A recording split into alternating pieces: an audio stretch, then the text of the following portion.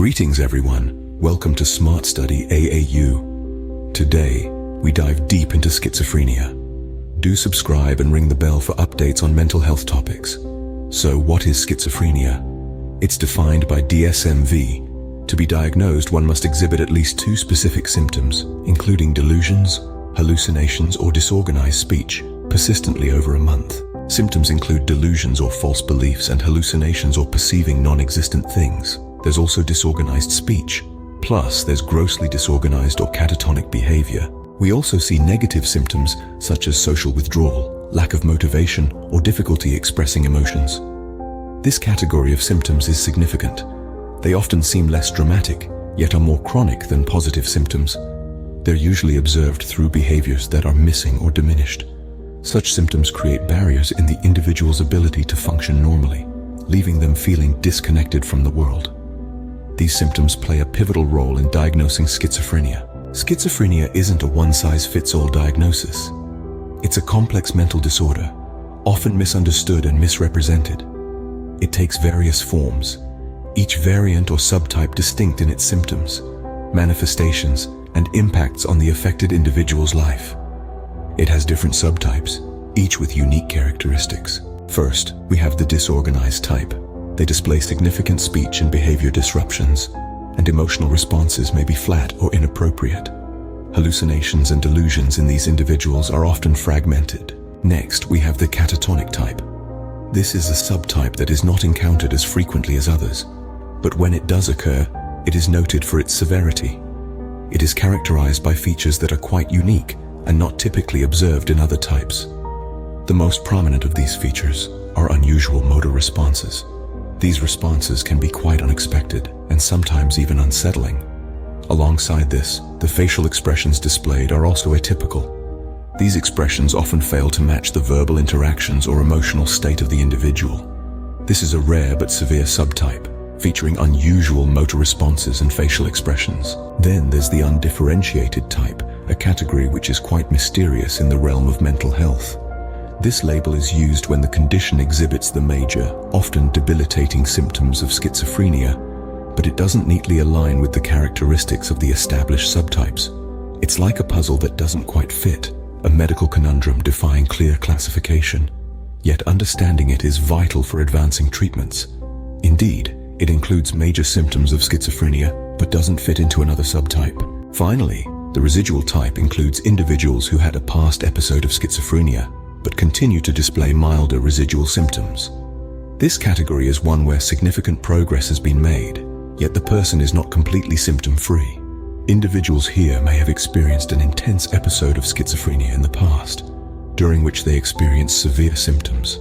However, even though that intense period has passed, they still grapple with less severe, but nonetheless impactful, residual symptoms.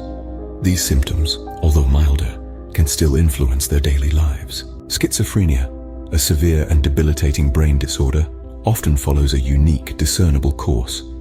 This malady is not something that happens overnight, it's insidious, creeping in slowly, almost unnoticed.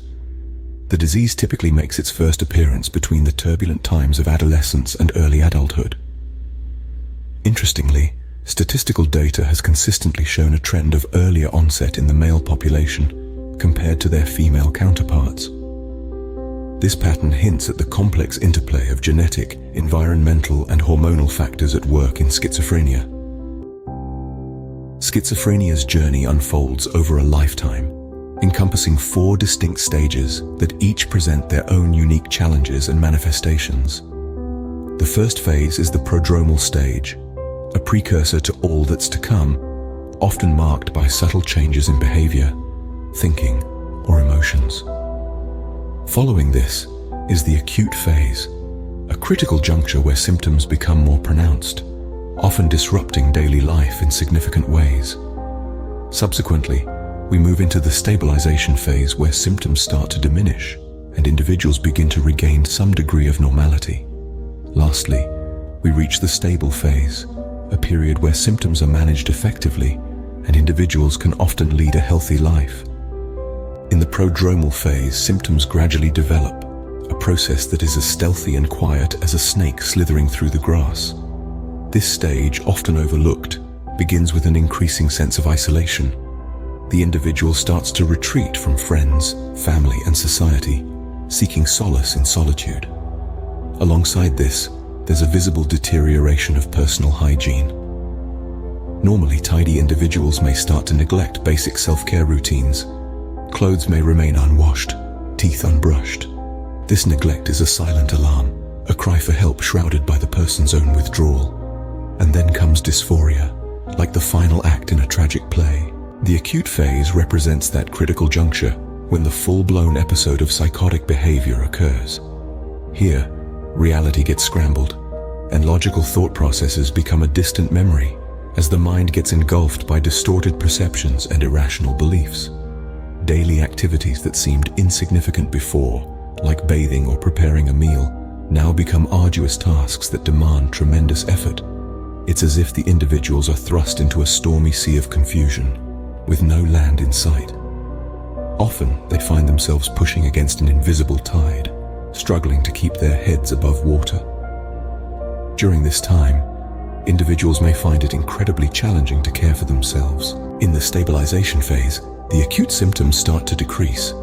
This phase is an essential part of the recovery process, a journey of healing that the body embarks on. It's not a rapid transition, it's a gradual process, delicately managed by the body's incredible healing mechanisms. During this time, individuals may notice that their symptoms aren't as intense as they once were. However, it doesn't mean that the body has fully recovered. It simply implies that it's making progress. This period of stabilization is an integral part of healing and lasts for several months. In the stable phase, symptoms notably decline. It's a period marked by a significant reduction in the intensity of psychotic manifestations. The individual experiences fewer hallucinations, the delusions become less frequent, and sudden mood swings are greatly moderated. However, this does not mean the person is entirely free from distress. Even though the psychosis recedes, other issues become more evident. Emotional challenges crop up, which may include feelings of unease or worry. The person may also undergo periods of sadness or melancholy. These non-psychotic symptoms, like anxiety and depression, may persist. Encouragingly, understanding the phases of schizophrenia is vital to stability. It's essential to reach out for help. Remember, no one is alone in this. That concludes today's video. We hope that you found it insightful and that it resonated with you. If so, please do not hesitate to give it a thumbs up to signify that you appreciated the content. Moreover, if you believe someone else might also benefit from the insights we've shared, do pass it along.